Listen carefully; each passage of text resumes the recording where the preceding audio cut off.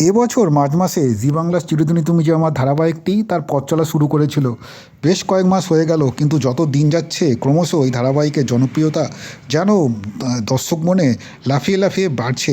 প্রসঙ্গত উল্লেখ্য, এই ধারাবাহিক থেকে সপ্তাহ কয়েক আগেই বেরিয়ে গিয়েছে অভিনেত্রী দিতিপ্রিয়া রায়, যাকে এর আগে দর্শক অপর্ণা চরিত্রে দেখছিলেন। একটা সময় এই ধারাবাহিকের ভবিষ্যতই চরম অনিশ্চয়তার মুখে পড়েছিল। একটা গুঞ্জন রটে গিয়েছিল টলিপাড়া জুড়ে যে ধারাবাহিকটি হয়তো বন্ধ হয়ে যাবে, কিন্তু সময়ের স্রোতে সেসবকে মিথ্যে প্রমাণ করে দিয়ে অপর্ণার জায়গায় নির্মাতারা নিয়ে আসেন নতুন অভিনেত্রী শিরিন পালকে।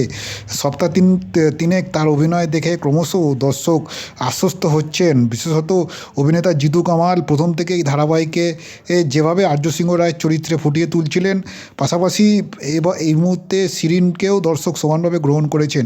আর এই মুহূর্তে দর্শকের এতদিনের যে প্রত্যাশা ছিল, যে আশা আকাঙ্ক্ষা ছিল যে কবে আর্য অপর্ণার বিয়ে হবে, সেই পর্ব সংগঠিত হয়ে গেল।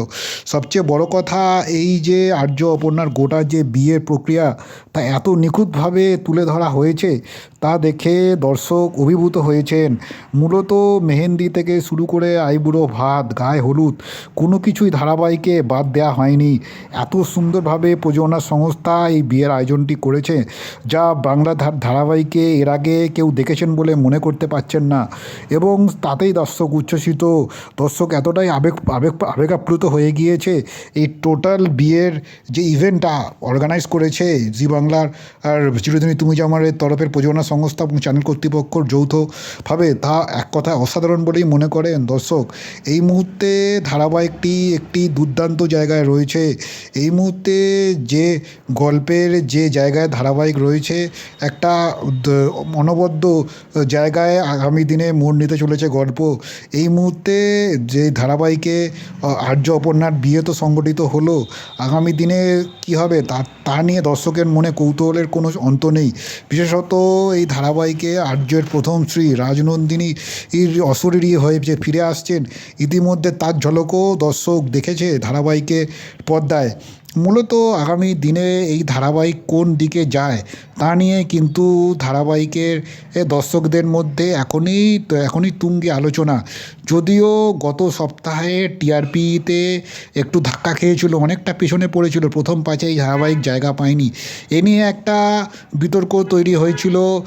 বিশেষত দিতিপ্রিয়া অনুরাগীরা নানাভাবে কটাক্ষ করেছিলেন অভিনেতা জিতু কামালকে, কিন্তু যেটা জিতুর অনুরাগী তথা এই ধারাবাহিকের বেশিরভাগ দর্শক মনে করেন এই ধারাবাহিক কিন্তু প্রাইম টাইমে নেই। ফলত প্রাইম টাইমে না থাকায় টিআরপিটা অনেক সময় টিআরপিতে রিফ্লেকশন পড়ে না দর্শকের ভালোবাসার। আর এই মুহূর্তে দর্শকের একটা বড় অংশ মনে করছে যেহেতু এখন টেলিভিশনের পাশাপাশি ওটিটি প্ল্যাটফর্ম বা ইউটিউবের মতো বিভিন্ন জায়গায় দর্শকের এতটাই কৌতূহল, তারা দেখে নিচ্ছে। ফলত যে দর্শকের ভালোবাসা এই ধারাবাহিকের প্রতি অক্ষুণ্ণ রয়েছে, তার রিফ্লেকশন সঠিকভাবে না পড়াতেই টিআরপিতে হয়তো তার প্রভাব পড়েছে। কিন্তু দর্শক তথা টিম চিরদিনই তুমি যে আমার এটাও বিশ্বাস, যেভাবে ধারাবাহিকটি এগিয়ে চলেছে, আগামী দিনে টিআরপিতে কিন্তু এই ধারাবাহিক অবশ্যই ঘুরে দাঁড়াবে। পাশাপাশি দর্শক এখন মজে রয়েছে আর্য এবং অপর্ণার এই হাই প্রোফাইল বিয়ে নিয়ে। স্বাভাবিকভাবেই দর্শক মনে কৌতূহল, আগামী দিনে এই ধারাবাহিকে কী হতে চলেছে। প্রতিদিন সেই আগ্রহ নিয়ে, সেই উৎসাহ নিয়েই দর্শক টিভির পর্দায় চোখ রাখছেন চিরদিনই তুমি যে আমার ধারাবাহিকে।